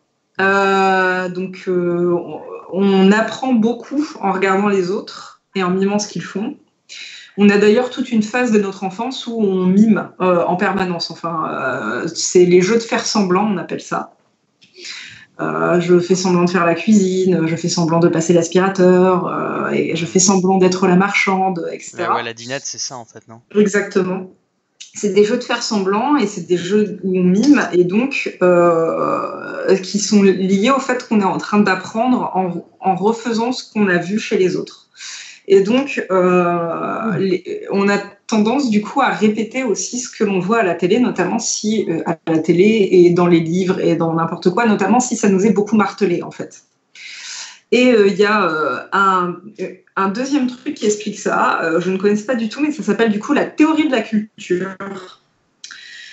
Et la théorie de la culture, c'est un truc qui a examiné les effets sur le long terme de la télévision. Et donc, je vais vous lire le passage Wikipédia qui en parle, parce que je suis quelqu'un qui fait ses recherches dans des choses très, très carrées. N'est-ce pas ? Et donc, la théorie de la culture, c'est... Ah oui, c'est très, très bien. S'il y a toutes les sources, c'est vraiment génial. Et donc, la proposition principale de la théorie de la culture affirme que plus les gens passent de temps à vivre, avec des guillemets, dans le monde de la télévision, plus ils sont susceptibles de croire que la réalité sociale s'aligne sur la réalité représentée à la télévision. Donc, plus l'on consomme de comédies romantiques, plus l'on tend à voir l'amour ainsi, en fait. Et la dernière chose qu'il faut mettre en parallèle de ce mimétisme et de cet effet de croire que ce qui est à la télé est la réalité, c'est l'intention du spectateur. Si tu regardes une comédie romantique pour apprendre comment fonctionnent les relations amoureuses entre les gens dans la société, eh ben, tu vas avoir tendance à croire qu'effectivement, une relation doit se passer comme dans une comédie romantique.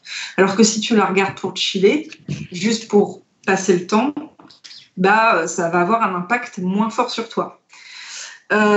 Et donc, il faut vraiment bien garder en tête l'intention du spectateur devant ce qu'il regarde pour déterminer comment celui-ci va l'impacter. Et c'est d'ailleurs pour ça que de nombreuses études sur les comédies romantiques se sont intéressées dans un premier temps aux adolescents, puisque c'était ceux qui consommaient le plus les films romantiques dans le but d'en apprendre un peu plus sur, je vais faire Matt Jones, sur comment pécho, comme on dit dans le milieu. Voilà, c'était le petit point science. Merci pour ce point, très intéressant. N'hésitez pas à applaudir dans le chat vous aussi. Si vous avez, je rappelle que si vous avez des questions, c'est aussi le moment de les poser. De toute manière, il y aura aussi une session questions à la toute fin. C'était, on l'a atteint la toute fin. C'était le point. Oui, final. Je pense qu'ensuite on peut répondre.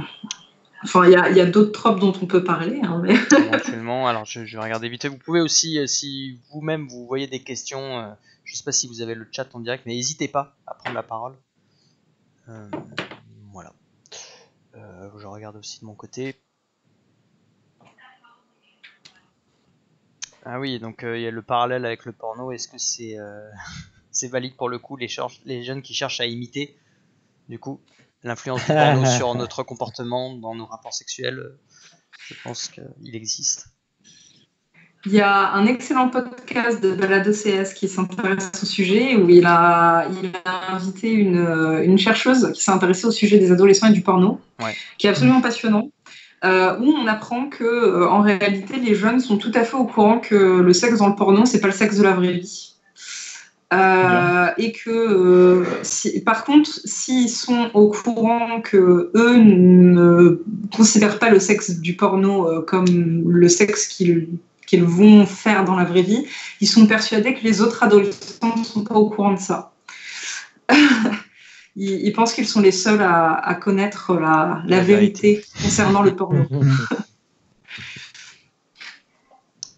Donc, pour le coup, je pense que les adolescents sont plus au courant que le porno, c'est pas comme dans la vraie vie, que l'amour des comédies romantiques, c'est pas comme dans la vraie vie.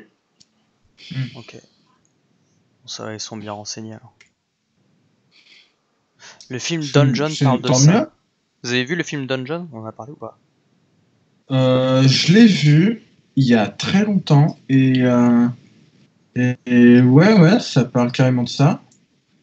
Je saurais rien dire de pertinent sur ce film. Ça fait là, tout de suite. Je l'ai vraiment vu l'année où il est sorti, donc en 2013, il y a 7-8 ans. Je pourrais rien dire de pertinent là-dessus. Je le connais même pas.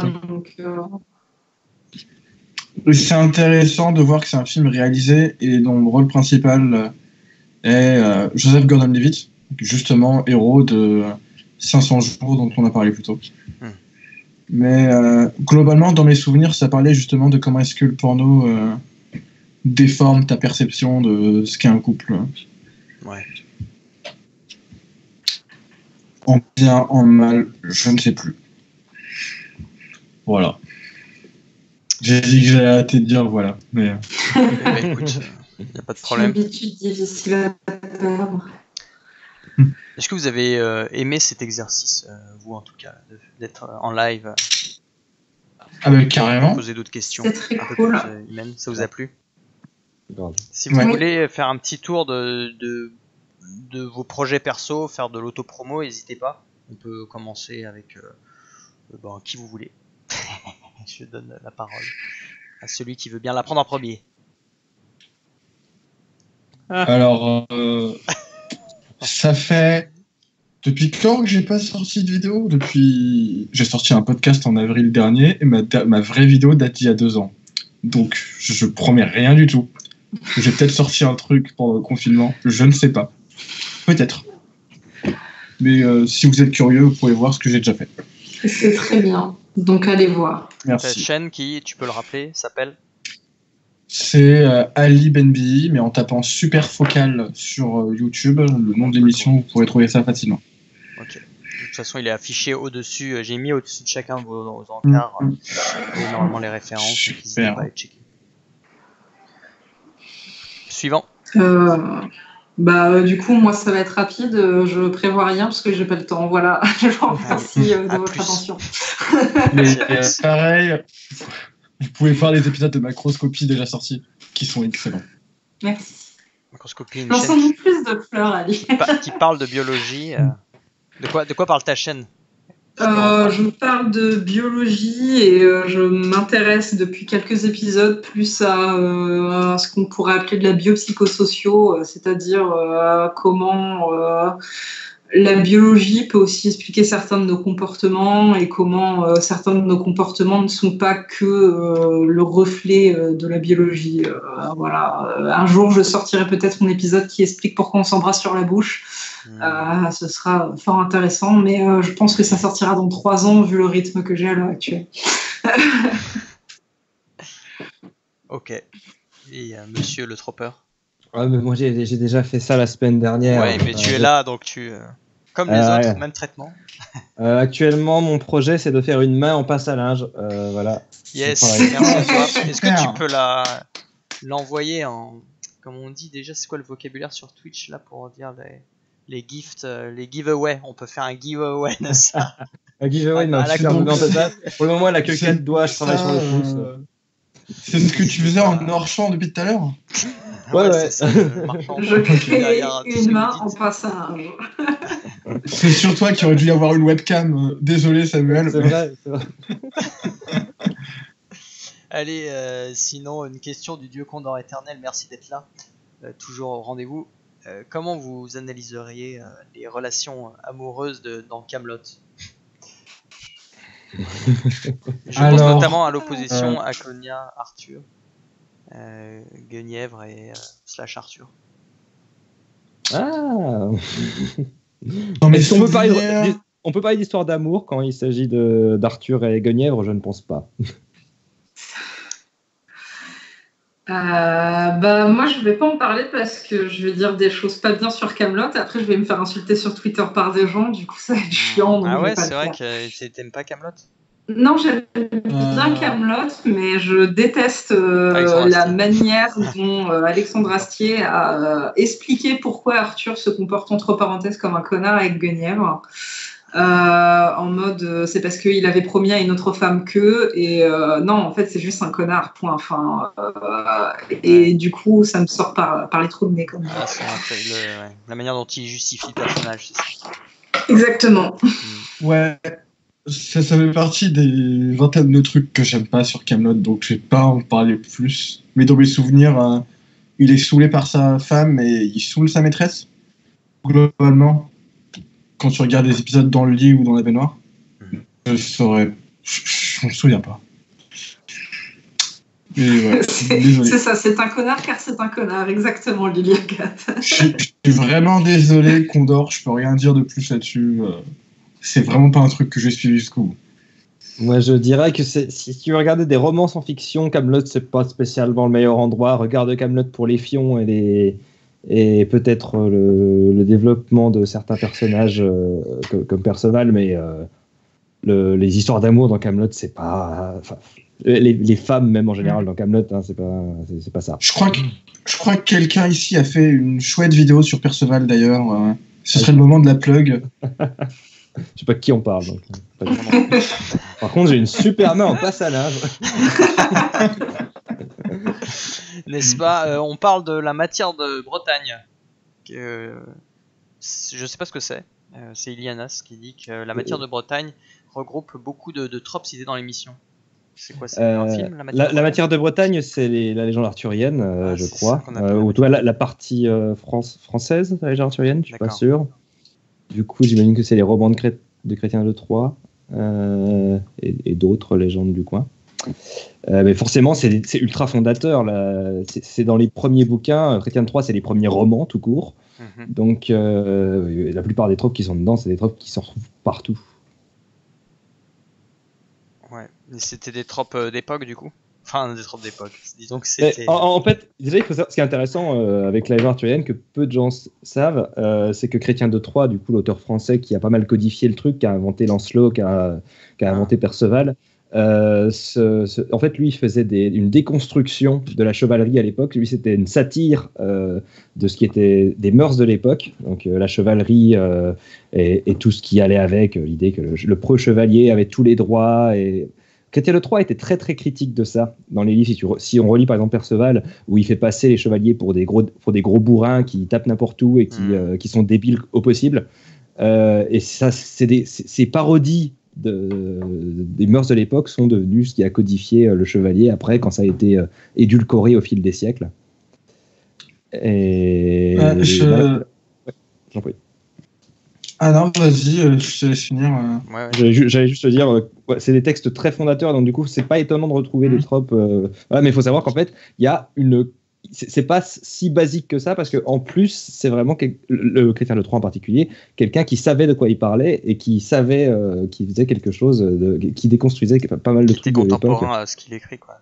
Ouais, mais il avait une vision très moderne de la chose, et c'est très, très intéressant à lire. C'était un mec qui a été beau.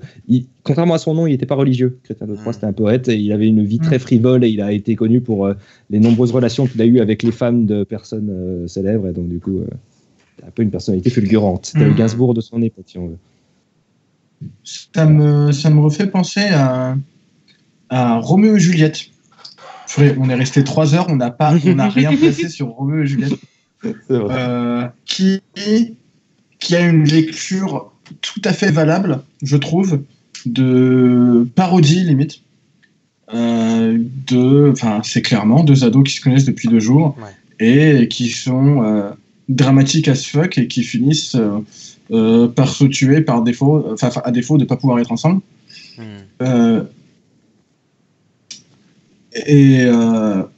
Je vous conseille la vidéo de Ginger Force dessus, qui a fait un super taf. Je dis pas ça parce que j'ai eu l'honneur de cadrer l'interview de Lloyd Kaufman à la fin de la vidéo, mais elle soutient toute cette lecture, cette lecture parodique de la vidéo que j'avais pas vue avant, parce que tout le monde te bassine de trucs comme le plus gros drame romantique de tous les temps.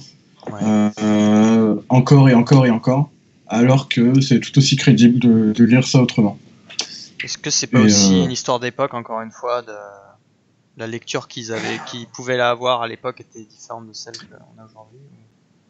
Alors, je sais pas, parce que en soi, Shakespeare, il a écrit pas mal de trucs cons aussi. Il était pas non plus toujours dans le sérieux. Il faisait de la comédie, il faisait du débile. Il se gênait pas pour écrire ce qu'il voulait, quoi. Il a quand même été très productif. Et je sais pas s'il est plus question d'époque que de mauvais catalogage d'un mec plutôt large dans ce qu'il écrivait. Mais voilà, après c'est ma théorie. Ma théorie est celle d'autres gens. Voilà. Moi, je dirais juste un truc, il y a une grosse différence entre ce que les gens pensent que Roméo et Juliette est et ce qu'est vraiment Roméo et Juliette. J'ai vu dans le chat Lilia qui disait que c'est tellement cliché que ça en devient une parodie. Roméo et Juliette, c'est Shakespeare qui s'essaye à la tragédie grecque, et donc forcément, il s'inspire de choses très anciennes. Ça se passe à Florence, donc il y a tout ce côté, on revient aux racines, à la Rome antique, qui du coup est une racine importante pour les Anglais, alors que bon, ensuite c'est Florence de la Renaissance dans les histoires, mais malgré tout, il y a ce retour en arrière. C'est vraiment un exercice de style, Roméo et Juliette. Il revient vraiment dans des vieilles façons de raconter des histoires, et les gens ont toujours en tête cette idée que Roméo et Juliette c'est quelque chose de très romantique, alors que bon, c'est l'histoire d'un gamin de 18 ans qui tombe amoureux d'une meuf de 13 ans, et puis les deux finissent par se suicider à la fin, quoi. Après, qu'est-ce qu'une œuvre, comme le dit Yanas? Qu'est-ce que la vie? Qu'est-ce que la vie? Ouais. Est-ce que c'est les spectateurs qui font l'œuvre, ou c'est l'auteur? Difficile. Je vous laisserai méditer là-dessus pour le reste de la soirée. Parce que justement, on arrive à la fin de la soirée, à moins que vous vouliez rajouter éventuellement quelque chose. Il y a une question sur la romance de Kirikou, au cas où.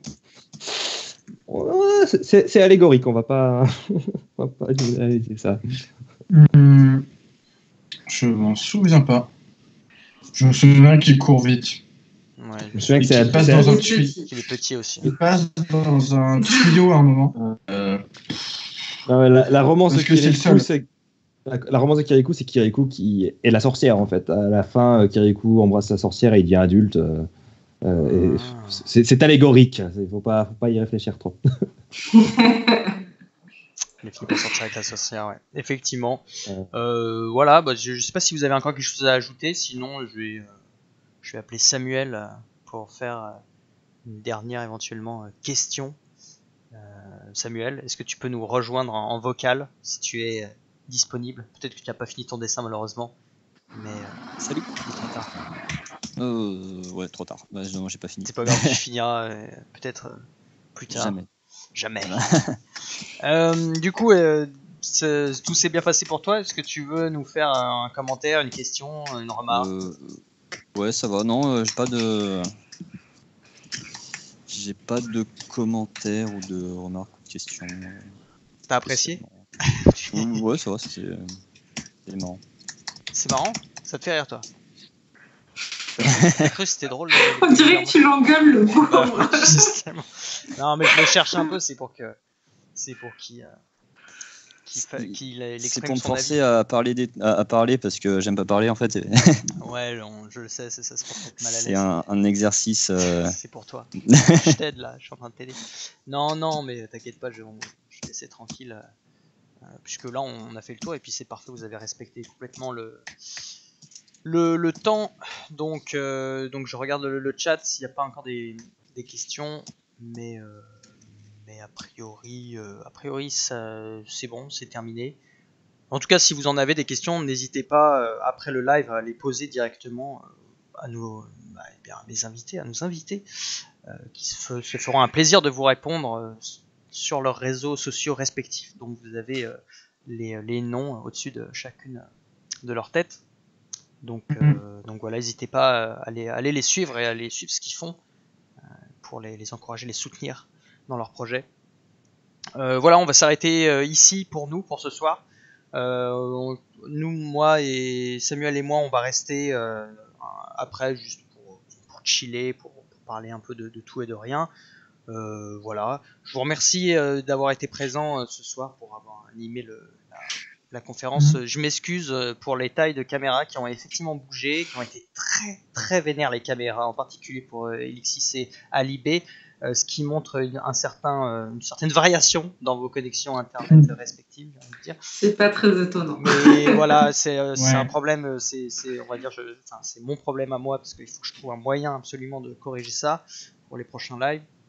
En tout cas, merci, voilà, je voulais vous remercier pour cette soirée-là, pour vos avis très intéressants, et je mettrai le détail de tout ce que vous avez dit, les films, etc. en description. N'hésitez pas à m'envoyer dans les prochains jours tout ce qu'il faut pour les gens. Et voilà, je vais vous laisser le mot de la fin, du coup, si vous voulez dire quelque chose avant qu'on se quitte, éventuellement, chacun d'entre vous. Ça peut être un mot, une phrase, quelque chose, un message. Merci à tous et surtout à vous les garçons d'avoir accepté de participer. C'était vraiment très cool. Merci pour l'invitation. Restez chez vous, prenez soin de vous. Et prenez de la vitamine D parce que le manque de soleil, ça fait la déprime facile. Et voilà. Oui, merci pour l'invitation. Et puis, si vous regardez des comédies romantiques, réfléchissez, ne croyez pas que c'est la vie. Super. Ouais. Merci à vous trois. On se dit peut-être à une prochaine fois. Et on se tient au courant. À bientôt sur les réseaux ou ailleurs. Merci encore et à bientôt. Salut. Salut. Salut.